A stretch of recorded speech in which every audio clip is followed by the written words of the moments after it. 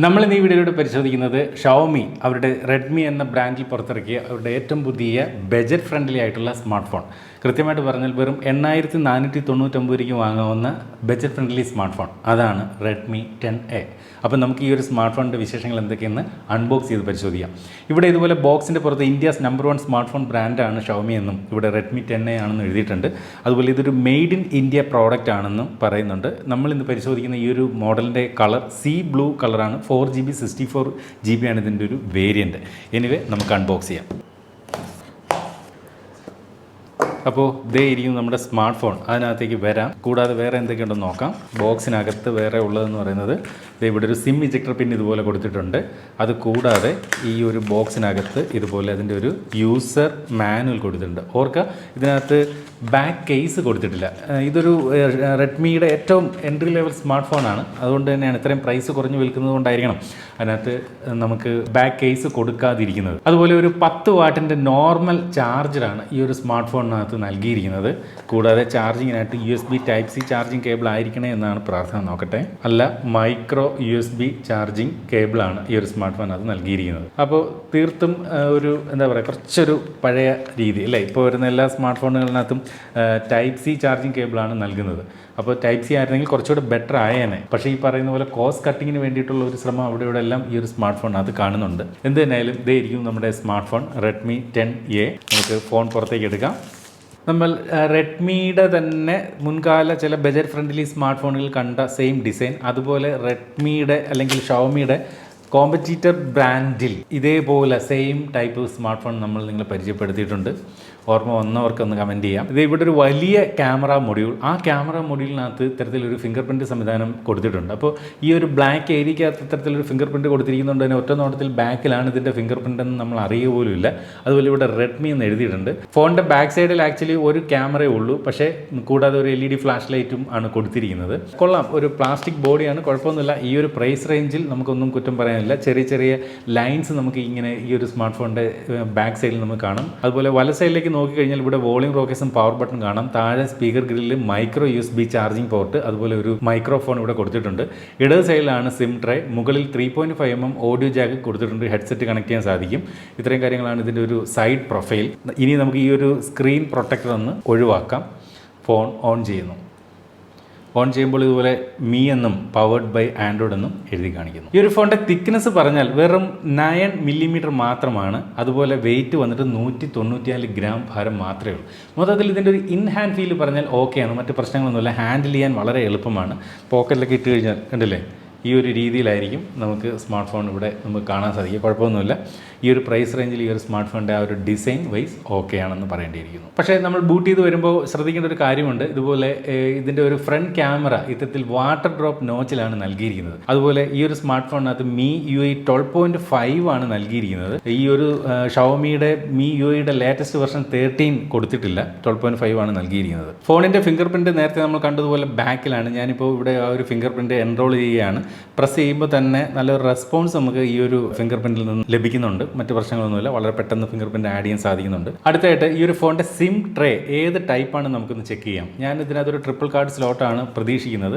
കാരണം budget friendly smart ഫോണുകളിലൊക്കെ എപ്പോഴും triple card slot തന്നെയാണ് വരുന്നത്. യെസ്, കാര്യങ്ങൾ മറിച്ചല്ല. ഇവിടെയും ട്രിപ്പിൾ കാർഡ് സ്ലോട്ട് തന്നെ കൊടുത്തിരിക്കുന്നു. അതുകൊണ്ട് തന്നെ ഒരേ സമയം നമുക്ക് 2 നാനോ സിം കാർഡുകളും ഒരു മെമ്മറി കാർഡും ഈ ഒരു സ്മാർട്ട് ഫോണിനകത്ത് ഒരുമിച്ച് ഉപയോഗിക്കാനാകും. ഇനി ഫോണിൻ്റെ ഡിസ്പ്ലേ കുറിച്ച് പറഞ്ഞാൽ 6.53 ഇഞ്ചിൻ്റെ HD+ TFT IPS ഡിസ്പ്ലേ ആണ് ഈ ഒരു സ്മാർട്ട് ഫോൺ അത് നൽകിയിരിക്കുന്നത്. അപ്പോൾ ഈ ഒരു TFT ഡിസ്പ്ലേ ആയതുകൊണ്ട് തന്നെയും നമുക്ക് ഇത്തരത്തിൽ ഇതിൻ്റെ ഒരു സൈഡ് പ്രൊഫൈലിൽ നിന്നൊക്കെ നോക്കുമ്പോൾ ഒരു ചെറിയ ഒരു വൈറ്റ് കളർ ടോൺ കൂടുതലായിട്ട് നമുക്ക് ഫീൽ ചെയ്യും. അത് നോർമൽ TFT ഡിസ്പ്ലേക്ക് ഉള്ളതാണ്.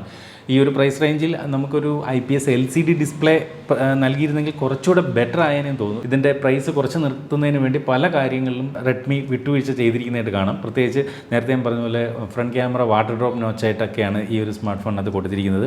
അതുപോലെ ഡിസ്പ്ലേക്ക് ചുറ്റുമുള്ള ഈ അരികളെക്കുറിച്ച് പറഞ്ഞു കഴിഞ്ഞാൽ താഴെ ഈ ഒരു ചിഹ്നം എന്നറിയപ്പെടുന്ന ബോട്ടം ഏരിയ കുറച്ച് കനം കൂടുതലായിട്ട് തോന്നുന്നുണ്ട്. ഡിസ്പ്ലേ കുഴപ്പമില്ല. ഈ പ്രൈസ് റേഞ്ചിൽ എനിക്ക് ഞാൻ ഇതിനകത്തൊന്നും കുറ്റം പറയാൻ പറ്റുന്നില്ല. മനോഹരമായിട്ടുള്ളൊരു ഡിസ്പ്ലേ എന്ന് തന്നെ പറയണം. ഒരുപാടൊന്നും ഈ ഒരു പ്രൈസ് റേഞ്ചിൽ ഈ ഒരു സ്മാർട്ട് ഫോണിൽ നിന്ന് പ്രതീക്ഷിക്കുകയും ചെയ്യരുത്. ഈ ഒരു സ്മാർട്ട് ഫോണിനകത്ത് ഇത്തരത്തിൽ ആൻഡ്രോയിഡ് വെർഷൻ 11 ആണ് നൽകിയിരിക്കുന്നത്. അതുപോലെ ഷവോമിയുടെ യൂസർ ഇൻ്റർഫേസ് ആയിട്ടുള്ള MIUI 12.5.3 വെർഷനും നൽകിയിരിക്കുന്നു. ഇതിനകത്ത് ഇൻസ്റ്റാൾഡ് ആയിട്ട് വരുന്ന ആപ്ലിക്കേഷനുകളെ കുറിച്ച് പറഞ്ഞാൽ കുറച്ച് പ്രീ ഇൻസ്റ്റാൾഡ് ആപ്ലിക്കേഷനുകളുണ്ട്. ഇതിനകത്ത് ഉദാഹരണത്തിന് ഫേസ്ബുക്ക്, ആമസോൺ, ലിങ്ക്ഡിൻ, മോജ്, അങ്ങനെ സ്പോട്ടിഫൈ, ആമസോൺ പ്രൈം, ഇങ്ങനെ കുറേ ആപ്ലിക്കേഷനുകൾ ഇതിനകത്ത് പ്രീ ഇൻസ്റ്റാൾ ആയിട്ട് വരുന്നുണ്ട്. അതുപോലെ മറ്റൊരു എടുത്ത് പറയേണ്ട ഒരു കാര്യം, ഈ ഒരു സ്മാർട്ട് ഫോണിനകത്ത് ഡ്യുവൽ ബാൻഡ് വൈഫൈയുടെ സപ്പോർട്ടില്ല. അതായത് നമുക്കറിയാം 2.4 GHz വൈഫൈയും ഉണ്ട്, 5 GHz വൈഫൈയും ഉണ്ട്. അപ്പോൾ ആ ഒരു 5 GHz വൈഫൈയുടെ സപ്പോർട്ട് ഈ ഒരു സ്മാർട്ട് ഫോണിനകത്ത് നൽകിയില്ല. 2.4 GHzൻ്റെ വൈഫൈ മാത്രമേ ഇതിനകത്ത് സപ്പോർട്ട് ചെയ്യൂ. അപ്പം നമ്മുടെ വീട്ടിലേക്കുള്ള റൗട്ടർ 5 GHzൻ്റെ വൈഫൈ റൗട്ടർ ഉണ്ടെങ്കിൽ അതിൽ നിന്ന് വരുന്ന വൈഫൈ ഇതിൽ കണക്ട് ചെയ്യാൻ പറ്റില്ല. ആ റൗട്ടറിൽ തന്നെ 2.4 GHzൻ്റെ സ്പീഡ് കുറഞ്ഞ നെറ്റ് കണക്ഷൻ അല്ലെങ്കിൽ ആ ഒരു വൈഫൈ കണക്ടിവിറ്റി ഇതിനകത്ത് ഉള്ളൂ എന്നുള്ളതും ഓർമ്മിപ്പിക്കട്ടെ. ഈ ഒരു സ്മാർട്ട് ഫോണിനകത്ത് ബ്ലൂടൂത്ത് വെർഷൻ 5 ആണ് നൽകിയിരിക്കുന്നത്. മീഡിയടെക്കിൻ്റെ ഹീലിയോ G25 എന്ന് പറയുന്ന എൻട്രി ലെവൽ പ്രോസറാണ് ഈ ഒരു സ്മാർട്ട് ഫോണിനകത്ത് നൽകിയിരിക്കുന്നത്. 2 വേരിയൻ്റാണ്. 3GB റാമിലും വരുന്നുണ്ട്, 4GB റാമിലും വരുന്നുണ്ട്. അതുപോലെ ഇൻറ്റേർണൽ മെമ്മറി വന്നിട്ട് 32GB-ലും 64GB-ലുമാണ്. അപ്പോൾ എൻട്രി ലെവൽ എന്ന് പറയുന്നത് 3GB 32GB-യും നെക്സ്റ്റ് വേരിയൻ്റ് എന്ന് പറയുന്നത് 4GB 64GB-യുമാണ്. അപ്പോൾ 3GB 32GB വാങ്ങിക്കഴിഞ്ഞാൽ അത് ഈ പറഞ്ഞതുപോലെ 32GB മാത്രമല്ല ഇൻറ്റേർണൽ സ്റ്റോറേജ് തരുന്നുള്ളൂ. നമുക്ക് ഇപ്പോൾ വരുന്ന പല ആപ്ലിക്കേഷനുകളും ഓരോ അപ്ഡേറ്റ് കഴിയുമ്പോഴും അതിൻ്റെ ഫയൽ സൈസ് കൂടുകയാണ്. ഫോർ എക്സാമ്പിൾ ഇപ്പോൾ ഫേസ്ബുക്ക് തന്നെ നമ്മളൊന്ന് അപ്ഡേറ്റ് ചെയ്ത് നോക്കി, നിലവിലുള്ള ഫേസ്ബുക്ക് ആപ്പിൻ്റെ സൈസിനേക്കാൾ കൂടിയായിരിക്കും അടുത്ത ആപ്പ് വരുന്നത്. അപ്പോൾ ഇതിനകത്ത് കൂടുതൽ ആപ്ലിക്കേഷനൊക്കെ ഇൻസ്റ്റാൾ ചെയ്യുമ്പം പ്രശ്നമാവും. ഈവൻ നമ്മളൊരു വാട്സപ്പ് ഇൻസ്റ്റാൾ ചെയ്ത് കഴിഞ്ഞാൽ പോലും 32GB ഇൻറ്റേർണൽ മെമ്മറി ആണെങ്കിൽ ഒരുപാട് ഫോർവേഡുകളൊക്കെ, ഇപ്പോൾ ഗുഡ് മോർണിംഗ് മെസ്സേജൊക്കെ ഒരുപാട് വരുന്ന ഒരാളാണ് നിങ്ങളെങ്കിൽ തീർച്ചയായിട്ടും അതെല്ലാം കൂടി ഇതിനകത്ത് ഡംപ് ആകുമ്പോൾ 32GB പെട്ടെന്ന് ഫില്ലാകാനുള്ള സാധ്യതയുണ്ട്. അപ്പോൾ വാങ്ങുന്നവർ എൻ്റെ ഒരു സജഷൻ നിലയിൽ 4GB 64GB വാങ്ങുന്നതായിരിക്കും കുറച്ചുകൂടെ ബെറ്റർ എന്ന് തോന്നുന്നു.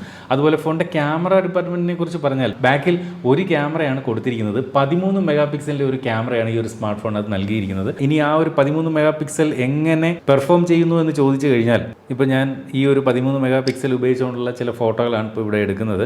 കുഴപ്പമില്ല, ഈ പ്രൈസ് റേഞ്ചിൽ വലിയ പ്രശ്നമില്ലാത്ത ഒരു ക്യാമറ പെർഫോമൻസ് കണ്ടില്ല. ഈ ഒരു ഫോട്ടോയ്ക്ക് നല്ല രസമുണ്ട് ഫോണിനകത്ത് അറ്റ്ലീസ്റ്റ് കാണാനെങ്കിലും. അപ്പോൾ കുഴപ്പമില്ലാത്ത ഒരു പെർഫോമൻസ്. ഒരു 13 മെഗാപിക്സൽ എങ്ങനെ പെർഫോം ചെയ്യുന്നു അതുപോലെ ഈ ഒരു 13 മെഗാപിക്സലിൻ്റെ ഒരു ഔട്ട്പുട്ട് ഇതിനകത്ത് കിട്ടുന്നുണ്ട്.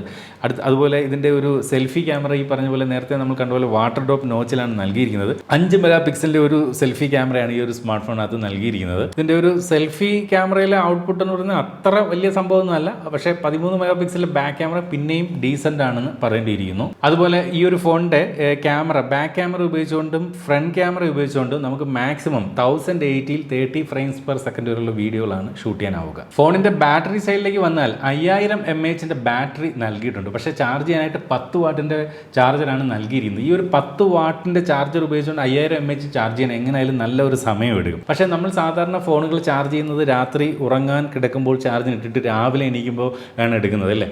ഏകദേശം ഒരു 6-8 മണിക്കൂർ എങ്ങനെയായാലും ചാർജറിൽ തന്നെ ഫോൺ ഉണ്ടായിരിക്കും. അങ്ങനെ ചെയ്യുന്നവർക്ക് അവർ അറിയത്ത പോലുമില്ല എത്ര വേഗതയിൽ ഈ ഒരു സ്മാർട്ട് ഫോൺ ചാർജ് ചെയ്യുന്നു എന്നുള്ളത്. പെട്ടെന്ന് എവിടെയെങ്കിലും പോകുമ്പോൾ ചാർജ് കുറവാണ്, നമുക്ക് പെട്ടെന്നൊന്ന് ചാർജ് ചെയ്തിട്ട് പോകണമെന്ന് വെച്ച് കഴിഞ്ഞാൽ ഈ ഒരു 10 വാട്ടിൻ്റെ ചാർജർ ഉപയോഗിച്ചുകൊണ്ട് 5000 mAh ഫുള്ളായി ചാർജ് ചെയ്യാന്ന് പറയുന്നത് ഒരുപാട് ടൈം എടുക്കുന്ന ഒന്നാണെന്നും ഓർമ്മിപ്പിക്കട്ടെ. പക്ഷേ 5000 mAh ഉള്ളത് കൊണ്ട് തന്നെയും ഈ ഒരു ലൈറ്റായിട്ടുള്ള ഈ ഒരു സ്മാർട്ട് ഫോണിനകത്ത് അത് മികച്ചൊരു ബാറ്ററി ലൈഫ് നൽകും. എങ്ങനെ പോയാലും എൻ്റെ ഒരു ഊഹം ശരിയാണെങ്കിൽ ഒരു 2 ദിവസത്തെ ബാറ്ററി ലൈഫ് തീർച്ചയായിട്ടും ഈ ഒരു സ്മാർട്ട് ഫോണിനകത്ത് ലഭിക്കും. കാരണം ഇതിനകത്ത് ഹെവി ആയിട്ടുള്ള ഗെയിമൊന്നും കളിക്കാൻ പറ്റില്ല. അതുകൊണ്ട് തന്നെ ബാറ്ററി കൂടുതൽ ഡ്രെയിൻ ആവുകയുമില്ല.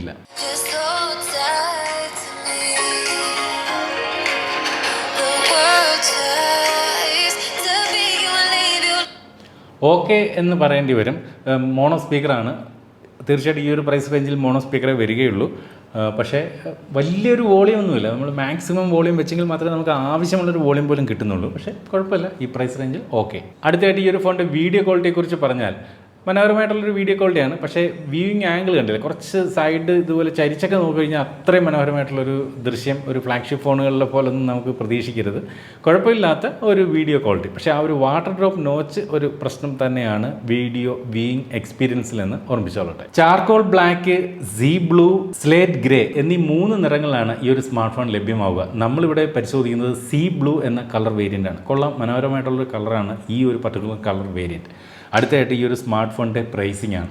3GB 32GB വിലയാണ് 8499 രൂപ. അതുപോലെ 4GB 64GB വില 9499 രൂപയുമാണ്.